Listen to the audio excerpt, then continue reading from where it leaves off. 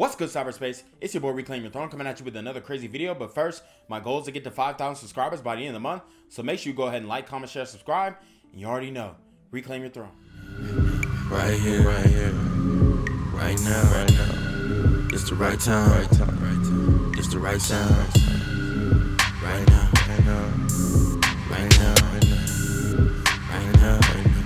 Tell the whole pipe down. Tell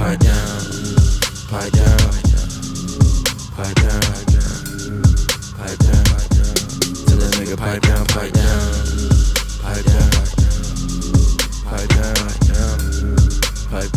So guys, we got to get into this one. We're going to be breaking down a video where a sister is actually holding other women accountable, but we going to talk about the fellas too. So let's get right into it.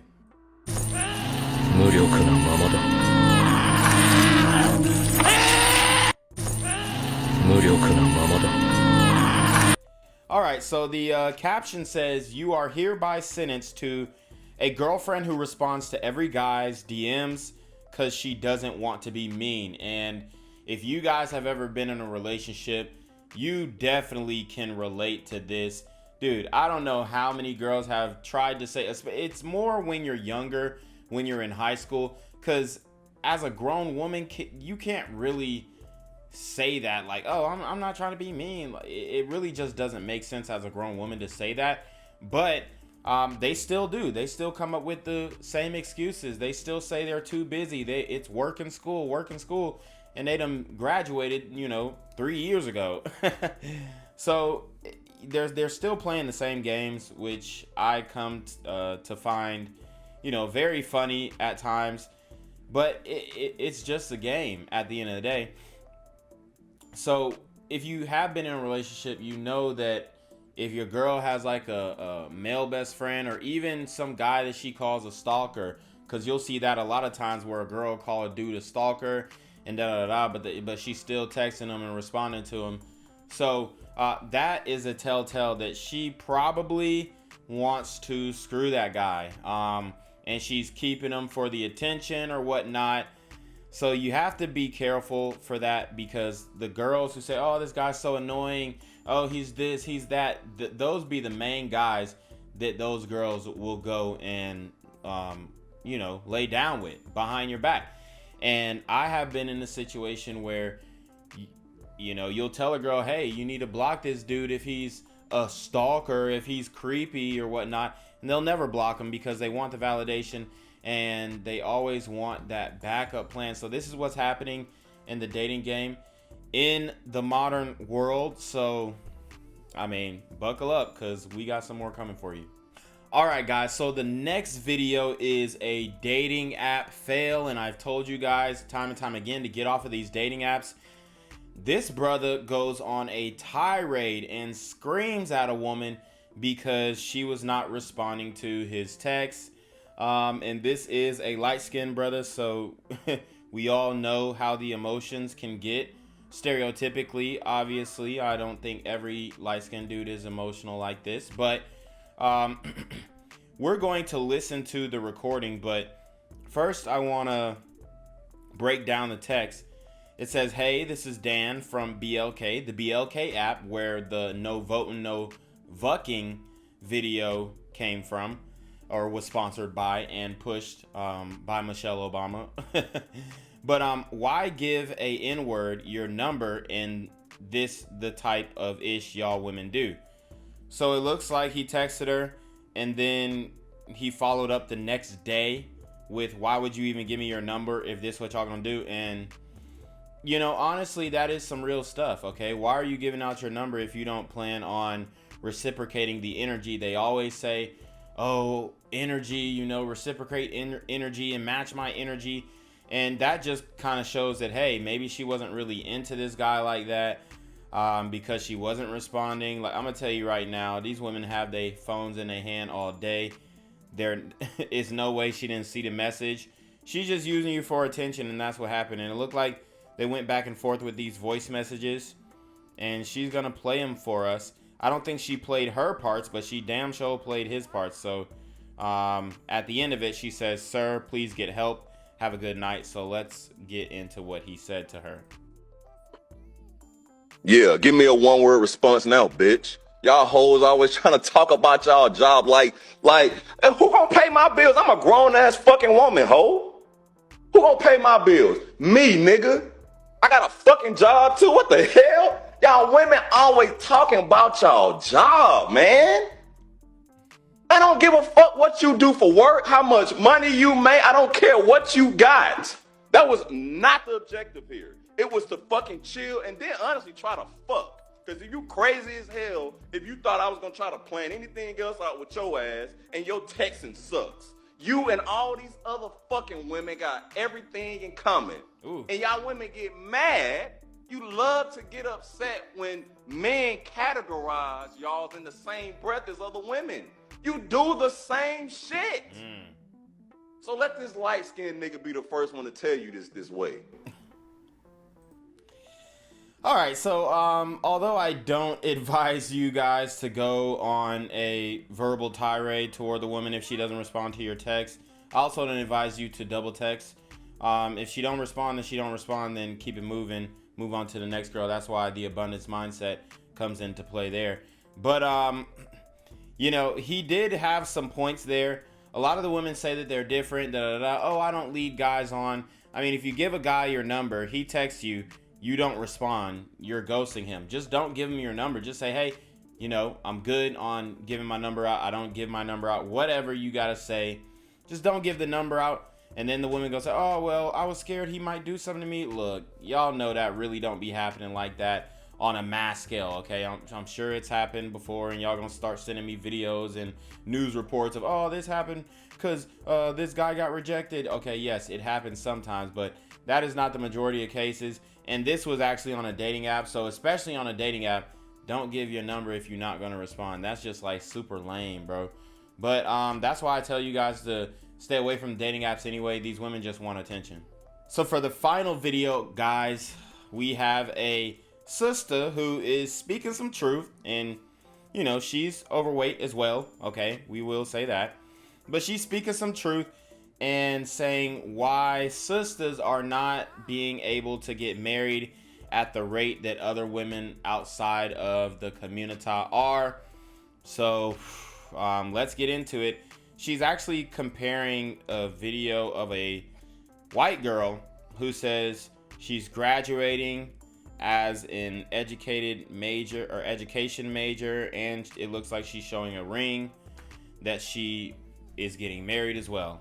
Of a group of white girls who are sitting at their graduation engaged. And the question came up, well, why is there not the reality for black women? I know y'all not gonna like what I gotta say, but you know me, I'm gonna say it anyways.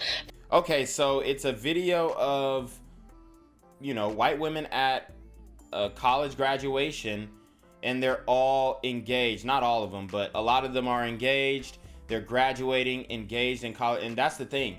Sisters, a lot of times, y'all want to wait and see what's out there in the quote-unquote real world, instead of settling down with that Malcolm, that mildly attractive, lucrative, communicative, operational, likable man who is in college, who doesn't play sports, okay, who's not in a frat, just the guy who, you know, maybe he's in a couple clubs on campus, but he's not like a frat guy or you know, an athlete. Go for that guy, because that guy will marry you straight out of college and he's gonna have a good job. But they try their odds in the streets and it never works out, you know. And these white women, they find their mate in college. So, and that's why, you know, 33% of brothers who are college educated are marrying out as well. Because I'm gonna tell you right now, the sisters, they don't want to settle down at that age. Now they might want to get married 28, 30, 40, you know what I'm saying? But they don't want to settle down in their 20s at all. Like, it's almost like taboo to even speak of, hey, you should start finding a husband at 22, 23.